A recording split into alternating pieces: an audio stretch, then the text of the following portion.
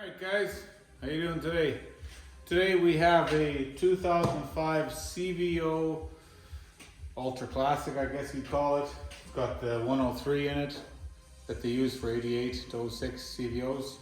We're going to do a service, clutch adjustment, check out the belt, and put 2 new tires on it. These are the oils we use. AMSOIL oil filters, AMSOIL 2050 for the engine. We use a Super Shift, which is basically a Ford Type F ATF in the primary, way more detergents, so your clutch will last longer. Where else? It's thinner, so in the morning when it's cold, it's not going to bang into gear if your clutch is set up properly. And all your big trucks, they all run ATF in the transfer case, which have way more horsepower than your bike. So I've been using this for 20 some years, never had an issue, works great. In the transmission, we use a 75 140 severe gear, which also has zinc in it. You can look it up online as to why zinc is good. It's load bearing. And then new NGK spark plugs, DCP R7Es. Every year we put new spark plugs in your bike. Once a year we service, whatever. Normally if I'm doing a bike service and some tires, I would do the tires first. But I'm strapped for time today, so we're going to do the oil change first.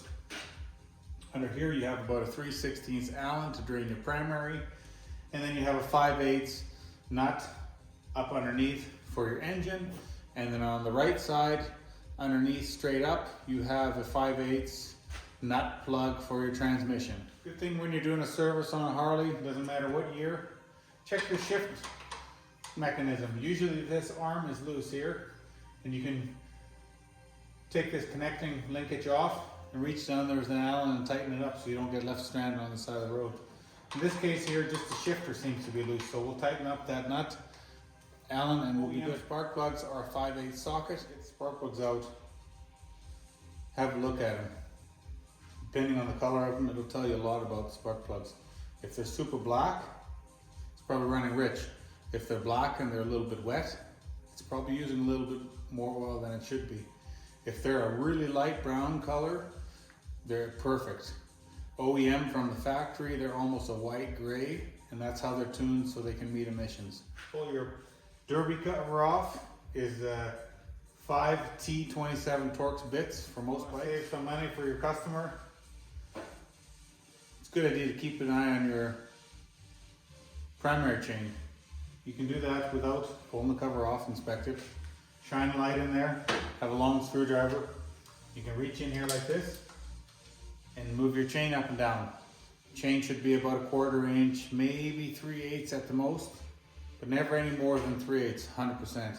To do when you have your bike on the lift for a service, check all your signal lights, your brake lights, your spotlights, your headlights, high, low. Make sure your horn is working. And yeah, make sure all your electronics are working, your gauge lights. Then part of a service is making sure your air filter is cleaned or good. It's 5/16 Allen to take the air filter cover off.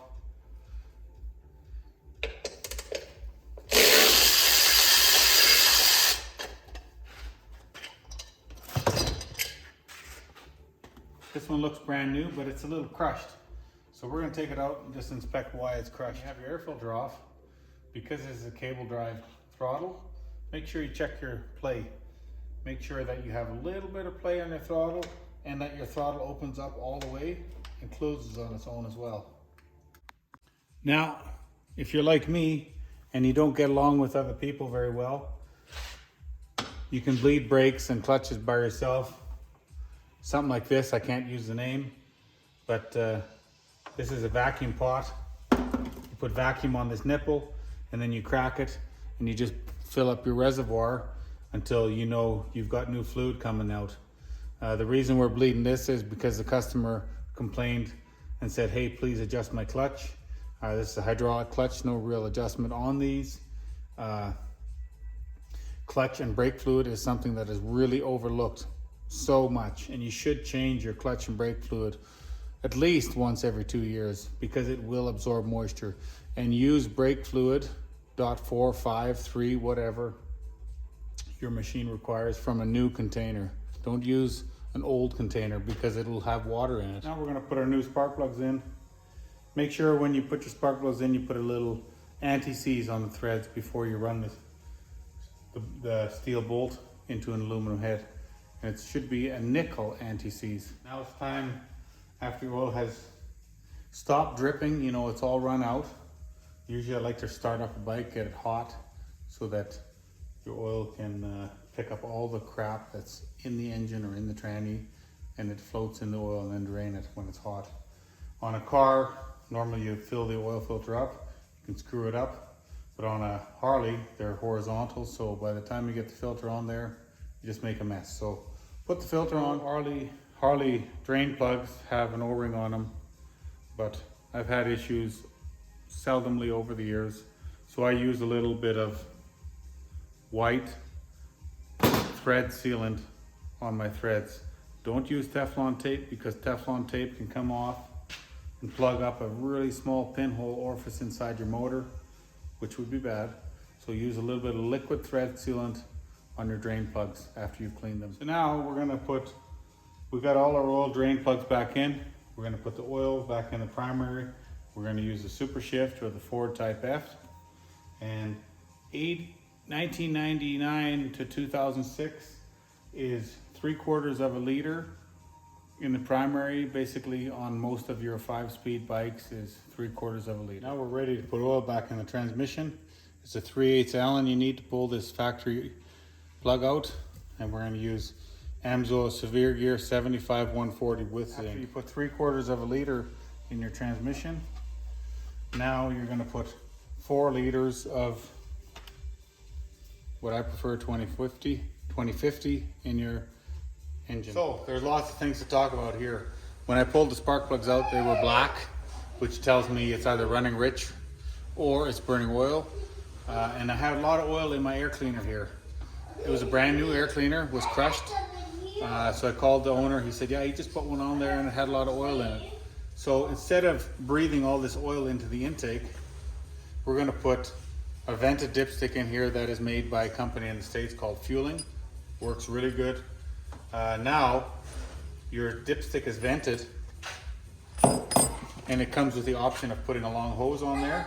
So we just run this hose up under the seat and underneath the motor somewhere. And now you don't puke all that oil into your intake, because if you get oil on your mass airflow sensor, then the mass airflow sensor does not smell how much oxygen is traveling over it, so it keeps fueling more and more and more, which in return it starts to overfuel and it will kill your motor.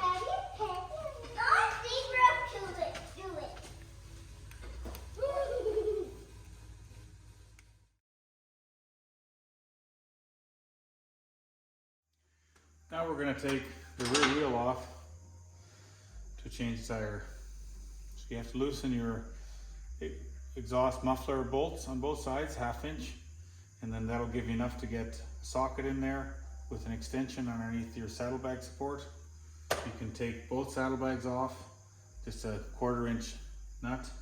You turn here, take your side covers off, get them out of the way so you don't scratch them. Get the axle nut off, you need a flat screwdriver, pop this clip off, and then you need a 1 7/16 socket to get the nut off. You have your bike supported and you have your axle out for your rear wheel. You got to pull the 2 bolts out of the rear of your belt cover, which is a 7/6 or it's a 3/8 bolt. And then on the front one, you just have to loosen it and you can slide the cover forward and take it out. The wheel off. Make sure you inspect the hard surfacing on your rear wheel drive pulleys. Make sure that this inner ring is not coming loose anywhere all the way around, because it's just crimped on there. So they do come loose sometimes. And then you want to check your bearings every time you do a tire. If your bearings are bad or they feel rough, replace them. If they're leaking oil, replace them. Yeah, so this one you can see here, we're doing a tire right on time. When you have the wheel off, it's a good idea to check the drive belt.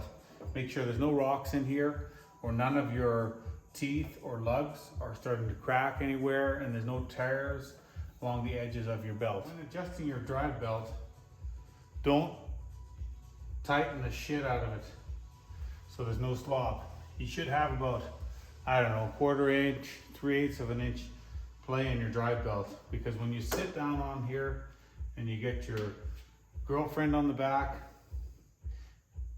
it gets longer, so then you're going to stretch your belt and you might end up ripping it in half.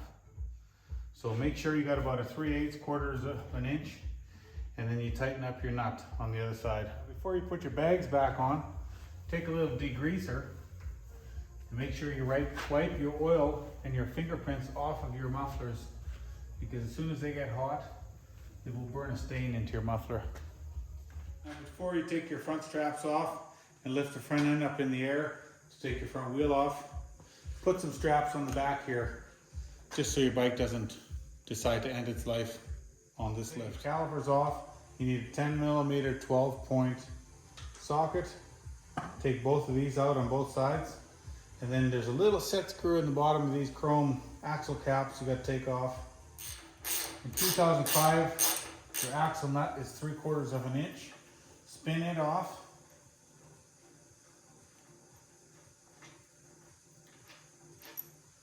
Then you have two nuts on the right hand side. I'm not going to bring the camera over to show you, pretty easy. Take those 2 nuts off your clamp, lift up your bike, and lightly tap out your axle with a plastic hammer. Again, check your wheel bearings. If they feel rough, smooth, or if they're leaking, replace them if they feel weird at all. Get your wheel back into the bike. Make sure you tighten up the nut on the left side of your axle before you tighten the clamp on the right hand side. Once you get that torque to your specs that your manual says, then you can tighten up the clamp on the right to factory spec. Just like we did on the rear, before you put your calipers back on, inspect your pads, make sure they look good, make sure your calipers are not leaking, and make sure that they're opening up all the way so that when your wheel spins, it's not dragging. I guess I should say, make sure that the disc is in between the pads. Why do I say that? Because I've taken bikes apart that were not. After you have your wheel back in and you have your brakes pumped up, give your wheel a spin. If it spins freely, stops nice, then you know your calipers are set up good. Well, thanks for watching while we service this bike. Bled the clutch and put 2 new tires on it. I'll be continuing to put up more videos. Please subscribe to my channel because, well, for obvious reasons, this helps a guy try and make a couple bucks. And please like my my videos every time, because that also helps. Thank you and have a good day.